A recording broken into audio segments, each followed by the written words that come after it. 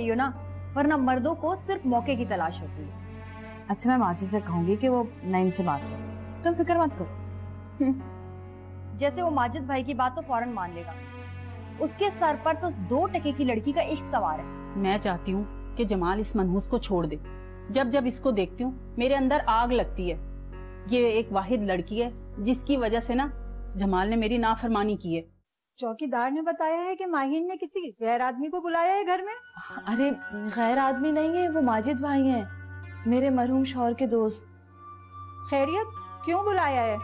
जब तुम्हारे शौहर के दोस्त हैं तो तुम्हें बात करनी चाहिए थी ना।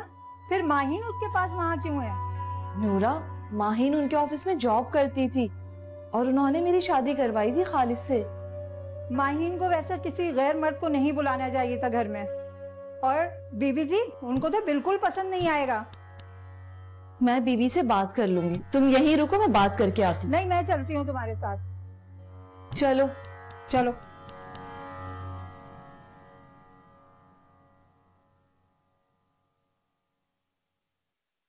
शबनम, तुम यहाँ अकेली बैठी हो? नहीं, बस बोर हो रही थी। तुम कितने बदल गए हो जमाल। क्या मतलब? अरे भाई, मैं तो जैसा था वैसा ही हूँ। ये बात ना कहो। हमारी मंगनी के दौरान भी तुम मुझसे कितनी बातें करते थे। ये तो जब से महविश तुम्हारी जिंदगी में आई है तब से हमारा ब्रेकअप हुआ है। सच्ची बात तो ये है, मैंने तुम्हें हमेशा अपनी कजन ही समझा है। और मंगनी भी अम्मी और खाला की मर्जी से हुई थी, मेरा उसमें कोई दखल नहीं था। तुम्हें अपनी बीवी से बहुत मोहब्बत है ना? क्या नहीं होनी चाहिए? मियां बीवी के दरमियान सिर्फ मोहब्बत और खुलूस का रिश्ता तो होता है। एतबार के सारे ही जिंदगी गुजरती है। तुम्हारी बीवी की उम्र तो अच्छी खासी लग रही है। उसमें ऐसा क्या था जिसकी वजह से तुमने मुझे ठुकराया था? अल्लाह ना करे मैं किसी को ठुकराऊं। मैं तो पहले ही नहीं चाहता था कि ये मंगनी हो, लेकिन अम्मी नहीं मानी और तुमने अपनी मनमानी की। क्या तुम ये पसंद करोगी कि तुम एक ऐसे शख्स के साथ जिंदगी गुजारो जो तुम्हें पसंद ही ना करता हो? अब इस बात पे क्या बहस करना, लेकिन मैं तुमसे अभी भी मोहब्बत करती हूँ। तुम शराब के पीछे भाग रही हो, शादी कर लो किसी अच्छे से लड़के से। अच्छा, तो तुमसे अच्छा कौन मिलेगा? तो तुम्हें यहाँ आने से किसने रोका है? मैं आपको इसलिए बताना नहीं चाहता कि कहीं आपको बुरा ना लग जाए। जिंदगी में इतना कुछ बुरा हो चुका है कि मैंने इस बारे में सोचना ही छोड़ दिया। देखे नसरीन, मैंने आपसे एक बात कही थी, आपको याद है ना? कौन सी? अच्छा, तो अब आप भूल गई। मैंने आपसे कहा था ना कि आप मुझे बहुत अच्छी लगती है। तो फिर ये है कि मैं आपको कैसा लगता हूँ। मैं तुमसे इस मौजू पे बात बिल्कुल नहीं करना चाहती। फिलहाल तो मैं एक उलझन में हूँ। कैसी उलझन? मेरी समझ में ये नहीं आ रहा कि बाबा साईं की हवेली और जमीनों की देखभाल किस तरह की जाए। अगर मैं गांव जाती हूँ तो चाचा और उसके लोग मेरी जान के दुश्मन बने हुए हैं। लेकिन उनके डर से आप अपनी चीजों से मुंह तो नहीं मोड़ सकती ना? तो फिर तुम बताओ कि मैं क्या करूं? एक काम करो, मैं इसका कोई हल निकालता हूँ। ठीक है, खुदा हाफिज।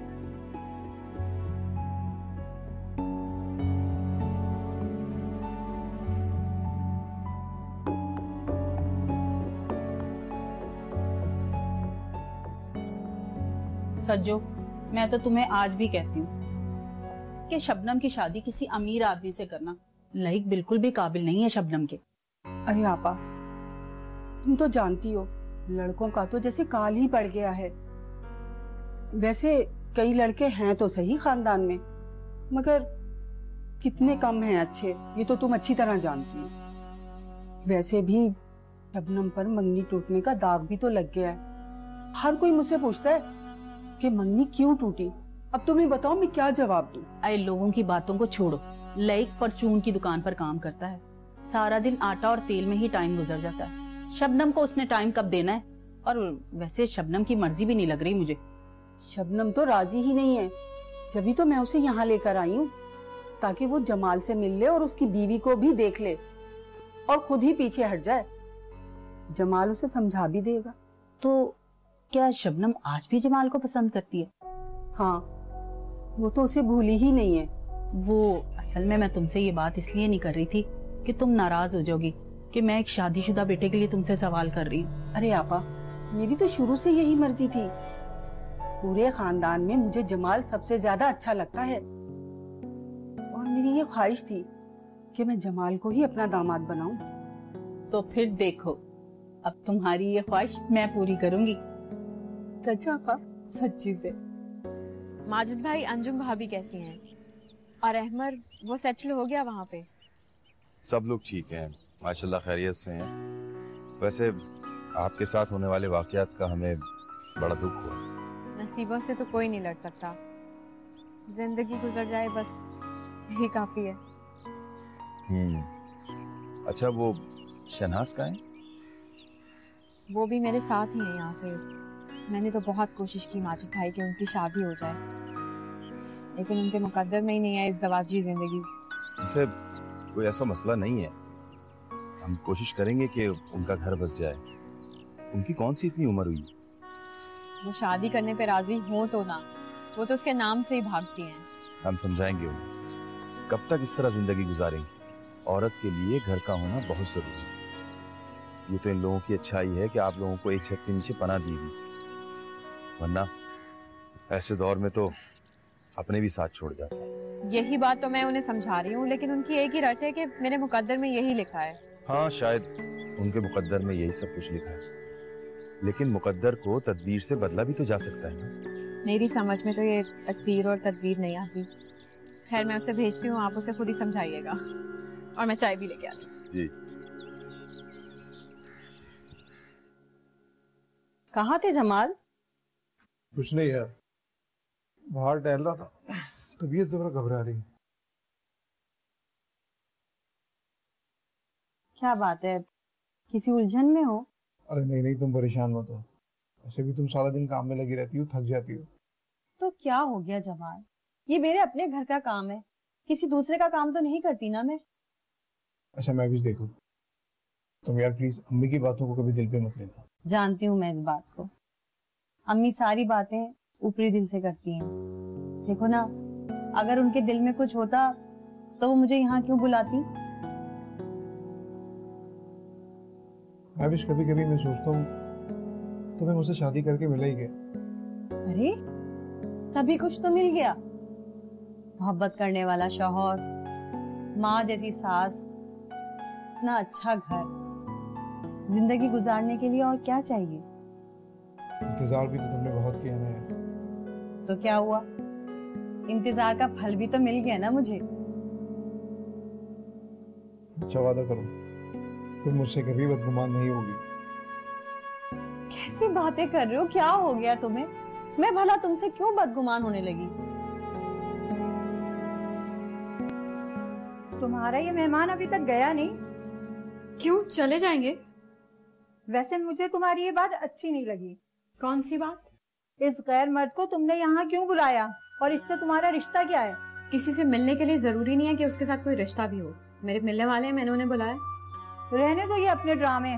पहले तो तुम मुख्तार साईं के सामने ये सब नहीं करती थी, और उनके जाने के बाद अब तुम ये सब ड्रामे कर रही हो। मैं तुमसे बात करना ना पसंद नहीं करती हूँ, मेरे मुंह मत लगा करो।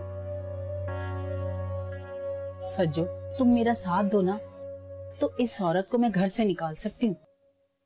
कैसा साथ? भाई तुम शबनम को समझाओ कि जमाल को किसी तरह ना अपने कब्जे में कर ले। जब वो उसकी मुट्ठी में चला जाएगा ना, तो फिर हमें इसे निकालना बहुत आसान हो जाएगा। अरे समझाती तो रहती हूँ, पर ये लड़की अपनी मनमानी करती है, जो इसके दिल में आता है ये वही करती है। अगर किसी ना किसी तरह इन दोनों के दिल में शक का जहर घोल दिया जाए ना, तो बहुत अच्छा है, क्योंकि शक का जहर जो होता है ना, जिंदगी को खत्म कर देता है और फिर कुछ नहीं रहता। दोनों तरफ से शक पैदा हो तो ही बात बने ना। अरे वही तो हमने करना है, कोई ऐसे मौके निकालने हैं कि ये शक जो है ना यकीन में बदल जाए। दोनों तरफ से शक पैदा हो तो ही बात बने ना। इसके लिए जमाल और शबनम का एक साथ वक्त गुजारना बहुत जरूरी है, और तुम तो जानती हो कि जमाल के पास तो वक्त ही नहीं होता। भाई कुछ ना कुछ तो करना ही पड़ेगा ना, पापा तुम ना बीमारी का बहाना कर लो। कोई फायदा नहीं, वो मुझे पैनल में ले जाएगा और वहां एक से बढ़कर एक डॉक्टर है।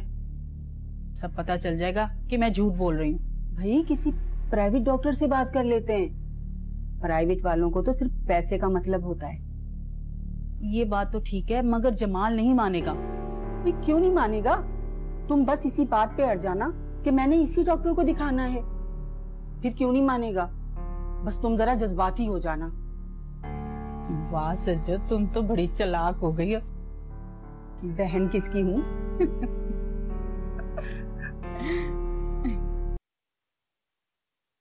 बीबी जी, बीबी जी, बीबी जी, आप यहाँ कमरे से बाहर निकल कर देखें, आपकी नाक के नीचे क्या गुल खिला रहे हैं।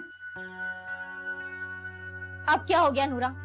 तुम्हें ऐसे ड्रामे करने के अलावा और कुछ आता है या नहीं आता? बीबी, माहिन ने अपने किसी जानने वाले को बुला रखा है। जानती हूँ, चौकीदार ने मुझे पहले ही बता दिया था। और क्या उसका कोई रिश्तेदार उसे मिलने नहीं आ सकता? बीबी आप ये तो देखें, हमारी कितनी बदनामी होगी। गैर मर्दों का घर में आना जाना अच्छा नहीं है।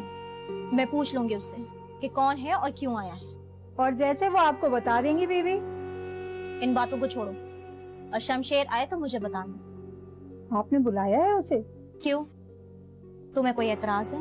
ना जी ना, मैं कौन होती हूँ एतराज करने वाली, मगर आंख बंद करके शमशेर पर एतबार मत करें। वो तो तुम भी नहीं हो। तुमने मेरे साथ क्या कुछ किया है ये तो मैं भूली नहीं हूँ। तुमने जो कुछ भी किया है मुझे एक एक बात याद है। और तुम्हारी ही साजिशों की वजह से मेरा भाई मुझसे दूर हुआ।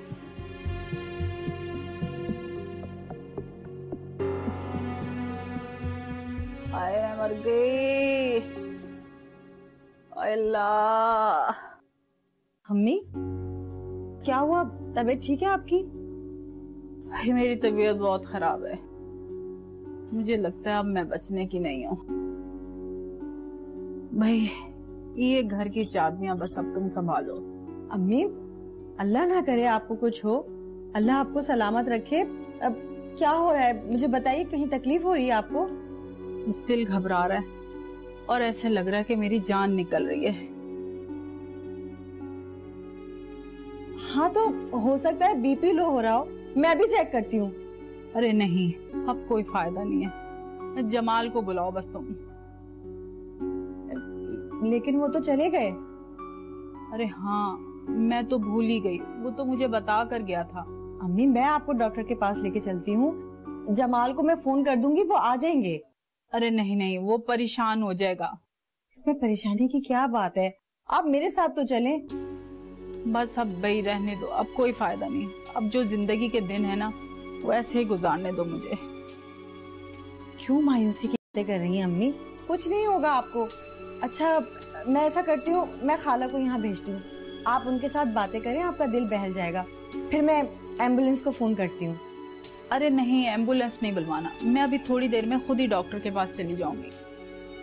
अच्छा तो डॉक्टर को यहाँ बुला लेते हैं घर पे। जैसे तुम्हारी मर्जी, जरा साजदा को भेज दो।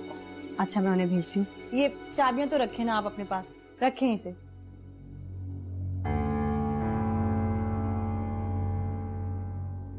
छोड़ो तुम, इधर आओ।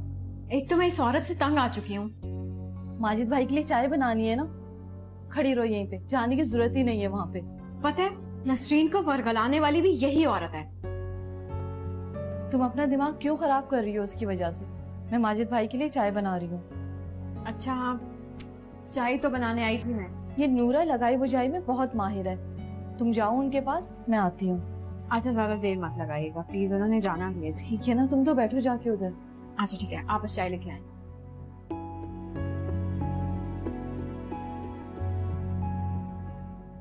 जमाल अम्मी की तबीयत ठीक नहीं है, तुम फौरन आ जाओ। तुम एक काम करो, अम्मी को लेकर हॉस्पिटल जाओ। अरे वो मेरे साथ जाने पे तैयार नहीं है ना, वो तुम्हें बुला रही हैं। अरे यार अम्मी ऐसी कहती रहेंगी, तुम उन्हें लेके जाओ। बल्कि तुम साजदा खाला से कहो, वो उन्हें समझा देंगी। वो तुम्हें याद कर रही हैं, तुम जल्दी आ जाओ। अरे ये उनकी आदत है, तुम उन्हें लेकर तो जाओ और चेकअप करवाओ, बस मैं भी आ रहा हूँ। अच्छा चलो मैं कोशिश करती हूँ। ठीक है, अल्लाह हाफिज।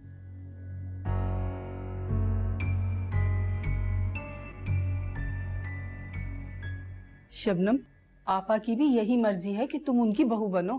अगर उनकी मर्जी होती तो ये औरत आज जमाल की बीवी बनकर इस घर में ना बैठी होती। महविश की और जमाल की शादी में आपा का कोई हाथ नहीं है। अरे जमाल ने ये शादी अपनी मर्जी से की थी। तो क्यों बुलाकर बिठा रखा है उसे इस घर में? इसलिए कि जमाल उनके हाथ से निकल रहा था। तो अब आप ही बताइए मैं क्या करूं? तुम जमाल पर अपनी मोहब्बत का वो रंग चढ़ाओ ना कि जमाल उसे छोड़ दे। ऐसे कैसे जमाल उसे छोड़ देगा? अरे यही तो तुम्हें करना है। उन दोनों के दरमियान ऐसी गलतफहमियां डालनी है कि उन दोनों के दिल आपस में बुरे हो जाए। अम्मी ये इतना आसान नहीं है जितना आप समझ रही हैं। जमाल भी बहुत चालाक है और महविश भी पुलिस वाली है। ये दोनों हमारे चक्कर में नहीं आएंगे। अरे यही तो हुनर होगा तुम्हारा। औरत औरत होती है, कभी भी अपने मर्द पे शराकत बर्दाश्त नहीं करती। बस जरा सा शक का बीज चंद दिनों में तनावर दरख्त बन जाता है। पर अम्मी आखिर हम करें क्या? बस तुम ज्यादा वक्त जमाल के साथ गुजारो, उसे अपने साथ मसरूफ रखा करो। अरे उसे इतना मौका ही ना दो कि वो अपनी बीवी के साथ बैठे बातें करे। पर अम्मी ये बहुत मुश्किल काम है। अरे मुश्किल तो है, नामुमकिन तो नहीं है।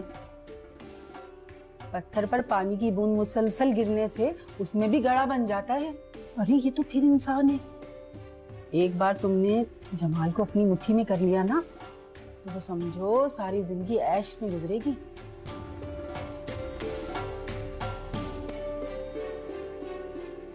माहिन, आप तो जानती हैं कि आजकल कितना काल पड़ा हुआ है जॉब्स का। अब हम ही देख लें, कितने अरसे से नौकरी ढूंढ रहे हैं लेकिन अब तक ना मिली। पर माजिद भाई, मैं स्कूल में तो जॉब कर सकती हूँ ना? हाँ मिल तो सकती है, लेकिन उसके लिए तजुर्बा होना जरूरी है। काम करेंगे तो तजुर्बा आएगा ना माजिद भाई। ये बात कहाँ आती है इन लोगों के समझ। फिर भी माजिद भाई आप बात करें ना किसी से। मैं चाहती हूँ कि हम दोनों की नौकरी हो जाए तो हम हॉस्टल में शिफ्ट हो जाएं। कैसे रहेंगे आप लोग हॉस्टल में? लेकिन माजिद भाई यहाँ पे भी तो नहीं रहा जा सकता ना अब। हमारा यहाँ रहना इन लोगों को बिल्कुल पसंद नहीं है माजिद भाई। लेकिन ये तो मजबूरी है, अब क्या किया जा सकता है। माजिद भाई, जिसका कोई नहीं होता ना उसकी हालत बिल्कुल हमारे जैसी हो जाती है। माहिन, मायूसी कुफ्र है और फिर अल्लाह सबसे बड़ा मुसब्बिबुल असबाब है। वो आदमी पे उतनी ही आजमाइशें डालता है जितनी वो सह सकता है। बीवी के मेहमान आए, कब तक फारिग होगे तुम लोग? चलें फिर, हमें इजाजत दें फिर इंशाल्लाह।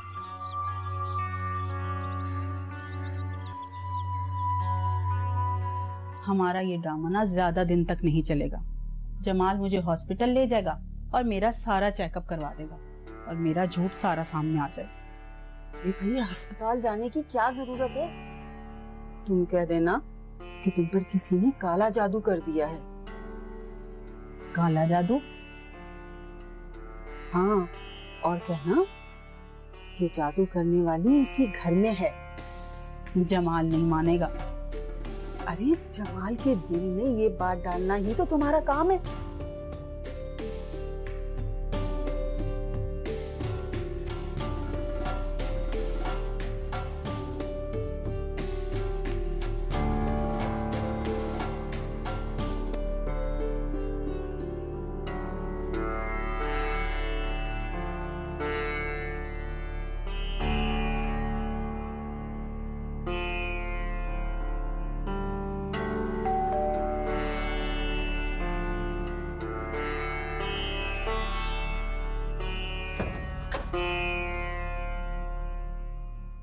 अम्मी कहाँ है और तबीयत कैसी है उनकी? अम्मी उन्हें लेकर अम्मा भी की तरफ गई हैं। कौन अम्मा भी? अरे तुम नहीं जानते? बड़ी ऊंची चीज है, अल्लाह वाली हैं, बड़े करिश्मे हैं उनके। हौल वला कुव्वत। तुम किस किस्म की फजूल बातें कर रही हो? महविश भी उनके साथ गई है? नहीं, महविश मार्केट गई है पकाने के लिए कुछ लेने। कह रही थी कि राशन खत्म हो गया है। ऐसी कौन सी कयामत आ गई थी? वो बाद में भी तो जा सकती थी मार्केट। एक तो अम्मी की तबीयत खराब है और उसे घर की पड़ी है। बुरा मत मानना जमाल, तुम्हारी बीवी को सिवाय अपने किसी की भी परवाह नहीं है। सुबह से खालाजान तकलीफ में थी, लेकिन मजाल है कि वो उनके करीब भी गई हो। वो तो अच्छा हुआ कि हम लोग यहाँ हैं। महविश ऐसी है नहीं। वो ऐसी ही है, सिर्फ तुम उसे नहीं समझे, बस इतनी सी बात है। आती है तो मैं पूछता हूँ उससे, ये क्या तरीका है? पूछने की जरूरत नहीं है, सिर्फ देखने की जरूरत है। नजर रखो उस पे, कहीं ऐसा ना हो कि वो खालाजान की जान ही ना ले ले। तुम अपनी फजूल बातें बंद करो, मैं जानता हूँ उसे अच्छी तरह। जानते थे, और वैसे भी औरत को जानने का दावा करने वाला दुनिया का सबसे बड़ा बेवकूफ इंसान होता है।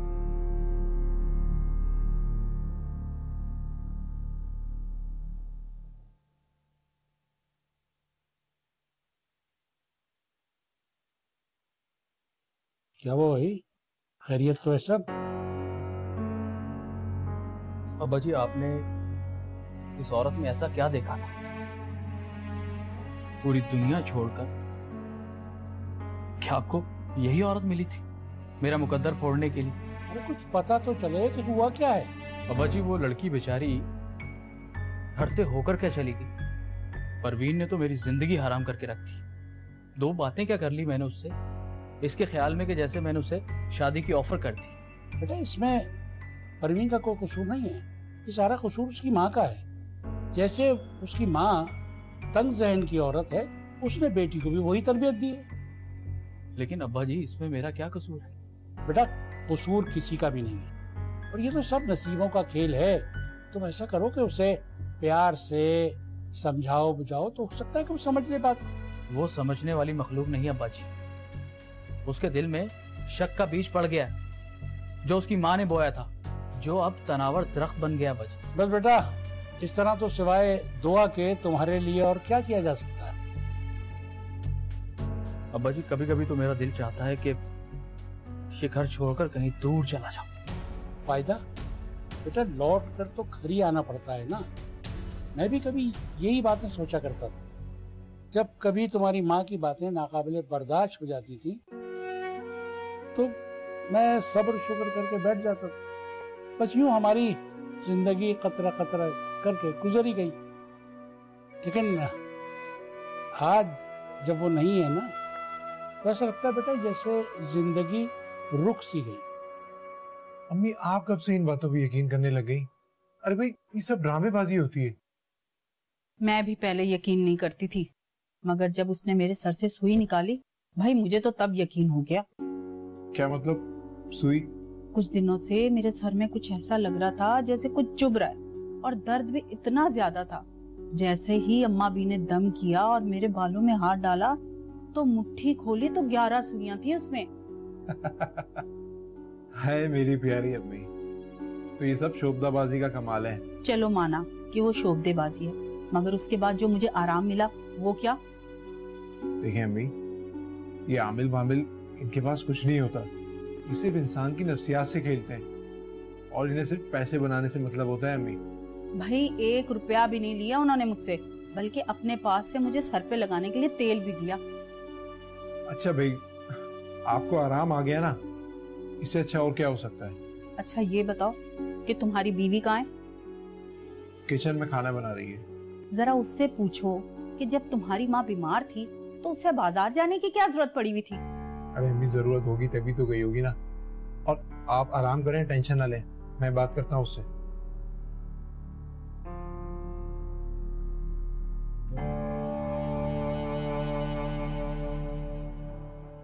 नईम किसी काम से गए हुए हैं, अगर आपको कोई काम है तो बता दें।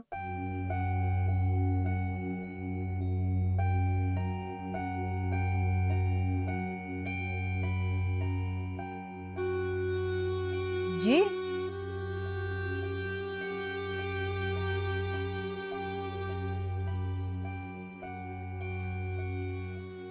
मैं फिल्में नहीं देखती, सारा दिन तो घर के कामों में गुजर जाता है।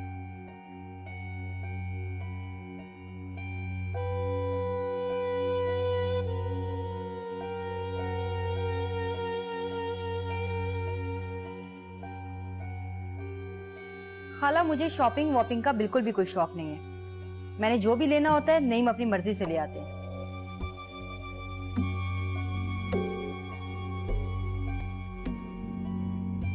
देखो शबनम, अब सब कुछ तुम्हारे हाथ में है, बस तुम किसी भी तरह जमाल को अपने हाथ में कर लो।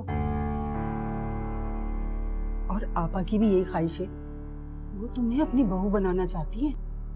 तो वो ये काम तब कर लेती ना, फायदा भी है सब करने का। अरे वो पहले बहुत मजबूर थी जमाल की वजह से। महविश ने जमाल पर पता नहीं कौन सा जादू करके उसे ऐसा फंसा लिया था ना कि जमाल किसी की भी इतनी सी बात सुनने को राजी नहीं था। मैं तो उसी टाइम कह रही थी आपसे कि खाला के घर चलें, जमाल को मैं राजी कर लूंगी, लेकिन आपको तो किसी की बात समझ में ही नहीं आती ना।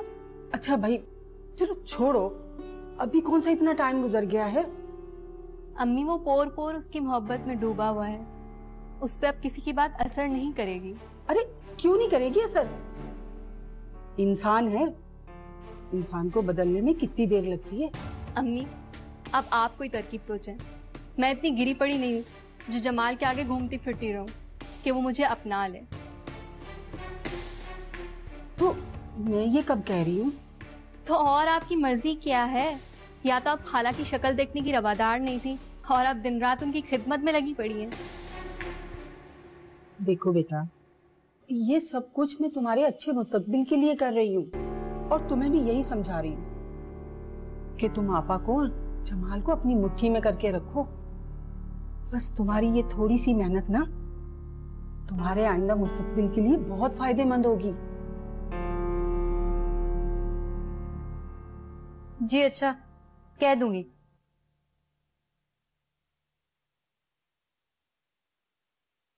परवीन एक गिलास पानी तो ला दो। ये तो बताओ नहीं, इन लोगों ने तुम्हें समझ क्या रखा है? किसका फोन था और किसने क्या समझ रखा है? अरे ये बराबर वाली सुरैया खाला। और कौन? केबल लगवाने का कह रही थी। जाओ और फौरन खड़े हो जाओ उनकी खिदमत में। अपने घर का काम तो तुम कर नहीं सकते, कोई एक गिलास पानी का भी उठ के तुम नहीं पी सकते, और उनके घर के सारे कामों के लिए फौरन खड़े हो जाते हो। अरे अरे मैंने कब कुछ कहा है? तुम मना कर दिया करो बस। वैसे कब तक घर में छुप कर बैठे रहोगे उनके डर से? घर में जो सैकड़ों काम है वो कौन करेगा? अभी तो तुमने कहा है कि मैं घर पे नहीं हूँ। अगर मैं बाहर जाऊंगा तो तुम झूठी समझी जाओगी। तो क्या करती? ये औरत तो मुझे लगता है बिल्कुल फारिग है। मुझे कह रही थी कि घर पर आ जाओ, बैठ के फिल्में देखते हैं। तो इसमें बुराई क्या है? थोड़ी देर के लिए चली जाया करो, बल्कि अपनी माँ को भी साथ ले जाया करो। हाँ, ताकि तुम्हारे लिए भी रास्ता खुल जाए। ओहो खुदाया, तुम कैसी औरत हो यार। जैसी भी हूँ, गुजारा करना पड़ेगा। अब मैं कोई इन औरतों की तरह इतनी फारिग तो हूँ नहीं, कभी इसके घर कभी उसके घर। एक माँ हूँ, छोटा सा बच्चा है मेरा, और घर में हजारों काम है मेरे। आय हाय, वो तुम्हारी सगी खाला है, ऐसी बातें क्यों कर रहे हो? और उस बेचारी ने तुम्हारा क्या बिगाड़ा है?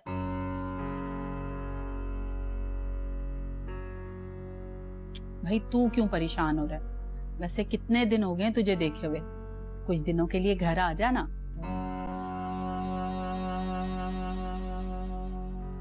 बेटा ऐसी बात नहीं करते, वो तेरा बड़ा भाई है, उसका दिल जलता है तेरे लिए, इसीलिए तुझे समझाता है। आजा मेरा बेटा, शाबाश। अम्मा तुम देख रही हो नईम को, कैसे रंग ढंग बदल रहे हैं उसके।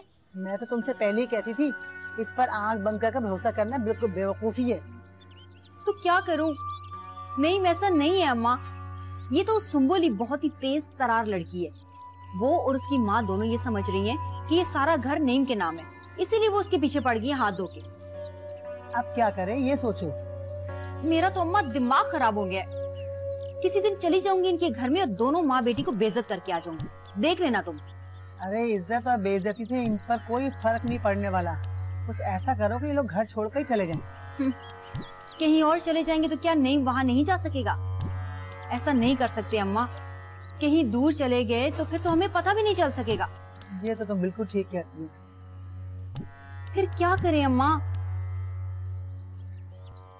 कुछ ऐसा करें कि सांप भी मर जाए और लाठी भी ना टूटे। तुम नईम पर सख्ती करो, इस पर नजर रखो। वो कहते हैं ना अम्मा कि चोर चोरी से जाए पर हीरा फेरी से ना जाए, और अगर हमने ऐसा किया ना तो ये चुपके बाहर मिलना शुरू कर देंगे। तुम ऐसा क्यों नहीं कहती, इसको तो वो दुकान पे जाना शुरू कर दे। नौकरी छोड़कर ये घर बैठ गया। अब लोगों को फारिग नजर आएगा तो लोग कुछ ना कुछ तो बात करेंगे ना इससे।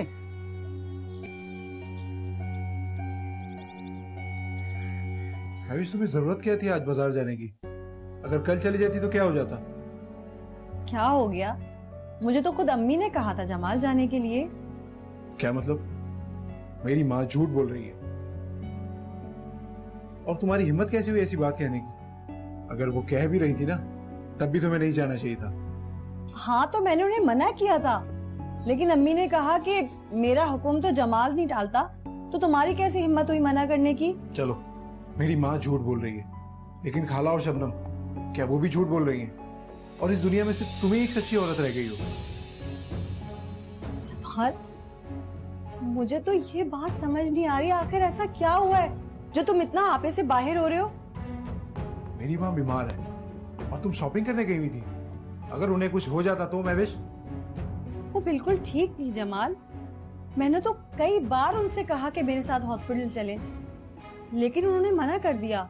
मेरी बात का यकीन तो करो, वो बिल्कुल ठीक थी, उन्होंने तो मुझे जबरदस्ती भेजा। वाह, क्या बात है तुम्हारी। और तुम क्या समझती हो? तुम जो कहोगी वो मैं सब सच मान लूंगा। ये तुम्हारी गलतफहमी है महविश। मुझे तो ये बात समझ नहीं आ रही जमाल, आखिर ऐसा क्या हो गया जिसमें तुम इतना शोर मचा रहे हो? मुझे कुछ हुआ हो या नहीं, लेकिन मेरी एक बात तुम कान खोलकर सुन लो। अगर अम्मी ने मुझे दोबारा तुम्हारी शिकायत की, मुझसे बुरा कोई नहीं होगा। अरे जमाल,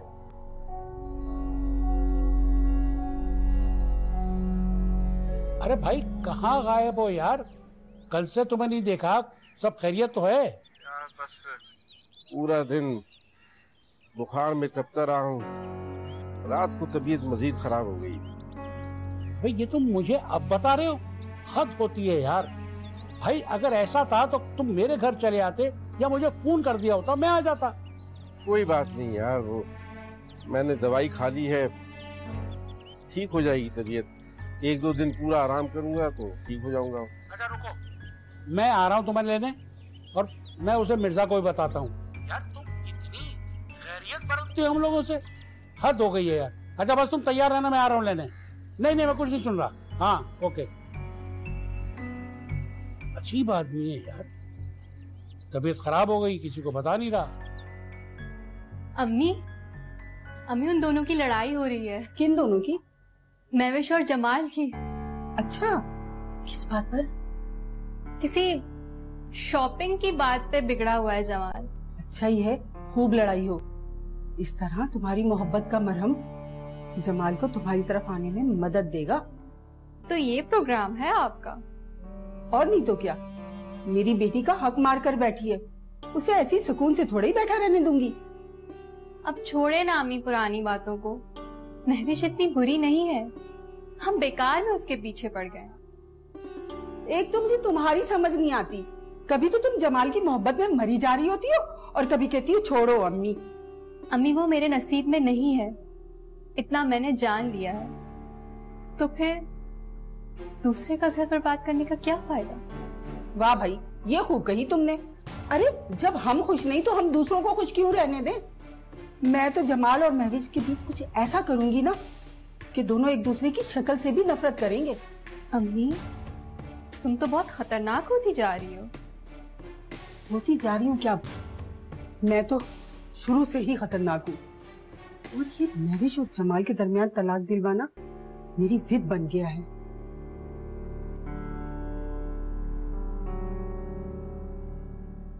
अरे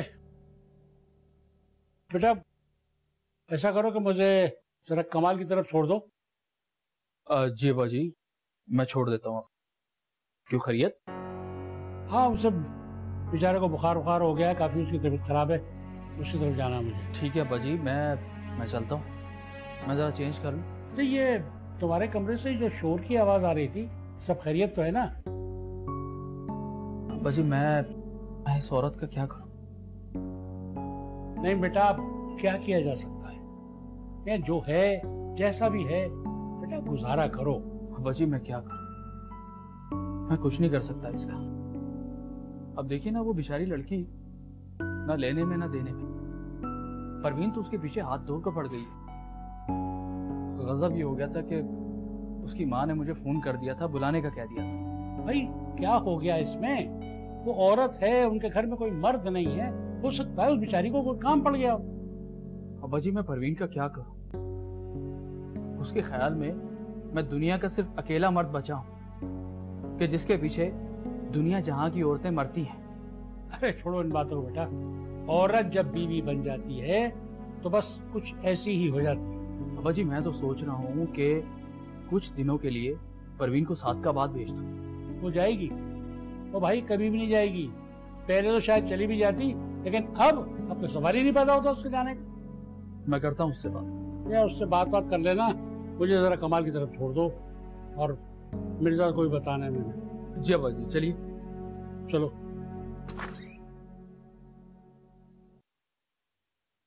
जमाल बात सुने, आज एक्सपो में एग्जीबिशन लगा हुआ है, मुझे वहां छोड़ दें। मुझे तो बहुत जरूरी काम से जाना है। आप जा ही तो रहे हैं ना, रास्ते में मुझे ड्रॉप कर दीजिएगा। अरे तुम्हें यहाँ के रास्ते मालूम है, खामखा भटक जाओगी। इसीलिए तो कह रही हूँ कि तुम मेरे साथ चलो। मैं इतनी बुरी भी नहीं हूँ जो तुम मुझे कहीं ले जा ना सको। अरे मेरा मतलब ये नहीं है। तो फिर इसका मतलब तो ये हुआ कि बीवी की तरफ से इजाजत नहीं है। ऐसी भी कोई बात नहीं है, और मैं कोई जनबुरी शौहर नहीं हूँ जो हर काम बीवी की इजाजत से करे। तो फिर चलो ना, जरा आउटिंग हो जाएगी। अच्छा तुम तैयार हो जाओ, फिर चलते हैं। मुझे क्या तैयारी करनी है, मैं तो तैयार हूँ। या तुम फिर चाहते हो कि मैं कुछ खास पहनूं? नहीं नहीं, तुम तो वैसे ही बहुत अच्छी लग रही हो। शुक्रिया, तुमने नजर भर कर तो देखा। अच्छा मैं चेंज करके आता हूँ। चेंज करके या बीवी से इजाजत लेकर? माय फॉर, मैं और बीवी से इजाजत? और दूसरे मर्द होंगे जो इजाजत लेते होंगे। आता हूँ मैं, वेट करो।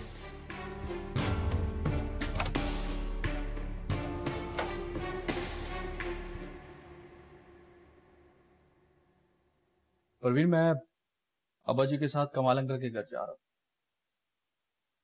क्यों? ये बैठे बैठाए तुम्हें क्या सूझी? अभी थोड़ी देर पहले ही मैंने आंटी सुरैया से कहा है कि तुम घर पर नहीं, और अब जब तुम जाओगे तो मेरी क्या इज्जत रह जाएगी? तो क्या मैं घर पे बैठा रहूं, घर से बाहर कदम ना निकालूं? मैंने ये तो नहीं कहा। हाँ तो ये भी कह दो, जिंदगी तो तुमने हराम करके रखी हुई मेरी। अगर कोई मैं गलत कदम उठाना चाहूँ ना तो मैं उठा सकता हूँ, तुम रोक नहीं सकती मुझे। हाँ तो करो, मुझे धमकियां क्यों दे रहे हो? देखो परवीन, मुझे चैलेंज मत करो। ऐसा ना हो कि मैं कोई गलत कदम उठा लूं। जो करना है कर लो, फिर मैं भी तुम्हें बताऊंगी कि मैं क्या कर सकती हूँ।